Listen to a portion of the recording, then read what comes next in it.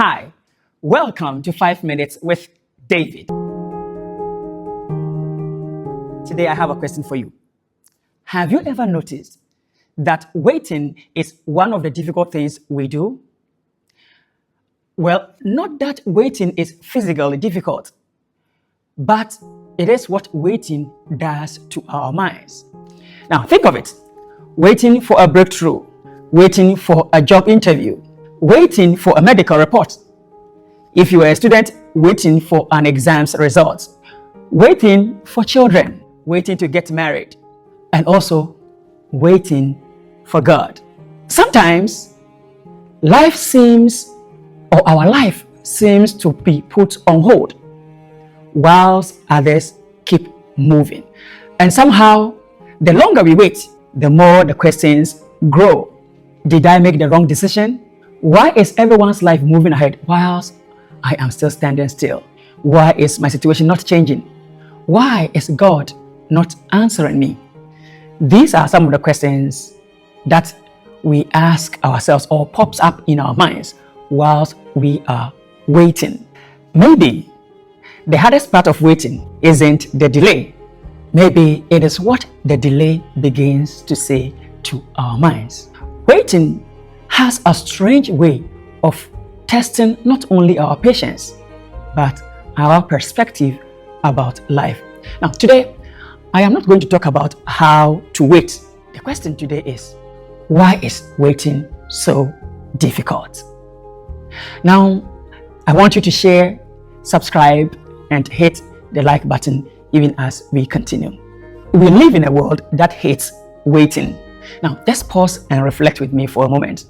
We can order food in minutes in this present time. We can watch any movie instantly. We can message someone across the world in seconds. And these days, even when a web page delays for only 5 seconds, we think something is wrong. Our culture has trained us to expect speed. But life doesn't work that way. Character grows slowly. Trust grows slowly. Healing comes slowly. And strong relationships take years. There are things in life that cannot be pushed. And the most valuable things in life refuse to be rushed. We have microwave ovens these days that when we want to preheat or want to heat our food, we just put it in the oven and then just set time. But do you know that some of us can't even wait for the time to stop before we just open the oven and take the food? Everything about our lives these days is speed, fast, quick. Life is not always like that. Waiting is difficult because it removes something we love, and that is control. This is where waiting becomes emotionally exhausting. When we are waiting, there is often nothing left to do. We've already sent the application letter. We've already apologized. We've written the exams. We've prayed. We've done our best. Now, there is left with something that you and I dislike, not knowing. And you and I naturally want certainty. We would rather hear a difficult answer than to live with no answer at all, because waiting makes us feel like losing control. When we can act, we feel important. When we can plan for the future, we feel secure. When there is a problem and we are able to solve it, we feel useful. But waiting forces us into a place where none of those things work. Think about it. You and I can plant a seed. We can water it, but we can force it to grow tomorrow. Some things simply refuse to be rushed, and no amount of anxiety can speed them up. But maybe that is what waiting teaches us. It changes us. Here is something I have learned. When nothing seems to be happening, we assume nothing is happening. But that is really true, because a baby grows in the womb long before anyone sees it. Roots grow underground before trees reach toward the sky. Bread rises before it is baked. The greatest work is often invisible. The same is true in our lives. Just because we can see progress doesn't mean there isn't progress. You and I judge by what is visible, but God sees the invisible. So, the next time you think nothing is happening, I want you to think about it again. Something is happening, just that you cannot see it. Walk with me through the Bible, because the Bible is full of people who waited. Abraham waited decades before getting Isaac. In fact, he was promised Isaac, but he waited decades. Joseph waited years in prison and slavery before becoming a prime minister in Egypt. David was anointed king long before he had a crown on his head. Moses spent years in the wilderness before he got to know his calling. Even Jesus waited 30 years before his public ministry. Now, do you notice something? The waiting wasn't an interruption. It was a preparation stage for all of them. And so it is for you and I. God rarely seems to be in a hurry. Why is that? Because God's greatest work is often done in us before it is done for us. We sometimes pray and we ask, why is my situation not changing? It is because God is quietly waiting for us to change, or God is preparing us for the change so that we can step into that situation He wants for you and I. Sometimes the blessing arrives later because the person receiving it is still being prepared. We often think, life will begin when I finally arrive. But what if life is already happening?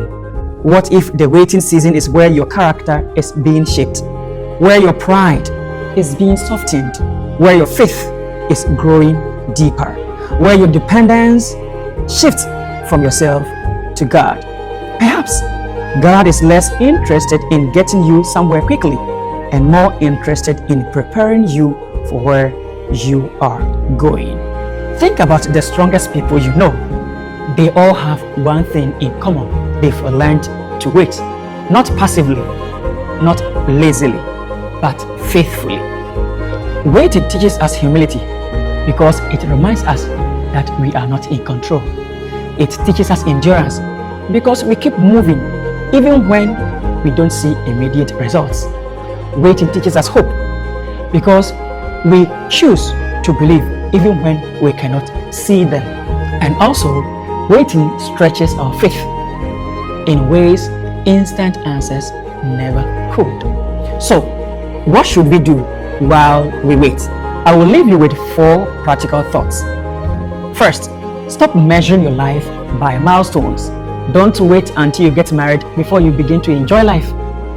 Don't wait until you get promoted before you become grateful. Don't wait until you get a breakthrough before you begin living. Life isn't lived only at destinations. They are also lived through the journey. Celebrate small wins. Celebrate growth. Celebrate today's faithfulness. Don't postpone your joy. Second, ask better questions. Instead of asking God why, try asking, Lord, what are you teaching me? This one question changes waiting from frustration to formation. Sometimes God answers our when by answering our who. Who are we becoming while we wait? Third, don't put your life on hold. One of the biggest mistakes we make is waiting to live. Some will say, I am waiting to start a business.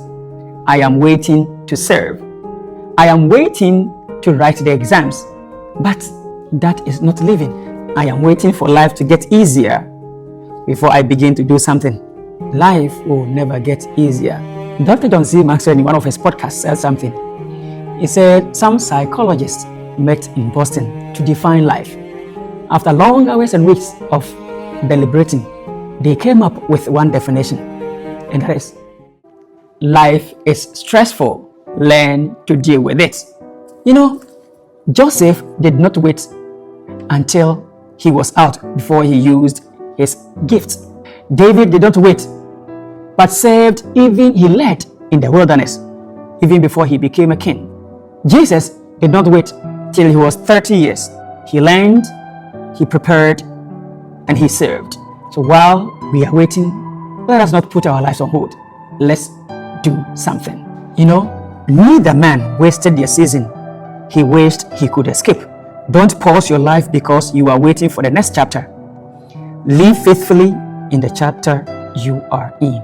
Finally, prepare while you wait. Farmers wait for harvest, but they prepare the soil. Athletes wait for competition, but they train. Students wait for graduation, but they keep studying. Waiting doesn't mean doing nothing. Waiting means becoming ready. The opportunity you are praying for may arrive sooner than you expect. But the question is, will you be ready when it comes? When the opportunity comes? Dr. John C. Maxwell shared a quote from Coach John Wooden. He said, when opportunity comes, it is too late to prepare. So, the waiting period is a time that we prepare. Before we finish today, I want to leave you with 5 reflective questions. Question 1. What am I waiting for right now? Name it. Don't keep it vague. Question 2. Have I been so focused on the destination that I've missed the lessons of the journey? Question 3. What kind of person is this season shaping me into? More patient, more humble, more compassionate, or more dependent on God? Question 4. Am I becoming better while I wait, or better? And lastly, if my situation doesn't change, can I still choose to grow this month? These are powerful questions to ask, because growth isn't always tied to changed circumstances. Here is your challenge this week. Instead of asking, when will this season end? Try asking yourself, what is the one thing I can learn today? The one person I can serve? The one thing I can do? Try to write this in a notebook or on your phone. And at the end of the week, look back and see that though your circumstances might not have changed, but you did. And closing, I want you to hit the subscription button, like, and also share. And closing, maybe you have been praying for months or even years. Maybe you are confused, you are frustrated, you are tired. I don't know when your waiting will end, but I do know this. Waiting doesn't always mean God is saying no. Sometimes He is saying not yet. And sometimes He is saying, I am still working on you while you are working on your future. So don't measure God's faithfulness by the speed of His answers. Measure it by His presence in the waiting. Because perhaps the opposite of waiting isn't receiving. Perhaps the opposite of waiting is trusting. And maybe that's what God has been teaching all along. Thank you for spending time with 5 minutes with David. Hit the subscription button, like, and share. Until then, keep thinking deeply, live wisely, and grow faithfully. Bye-bye.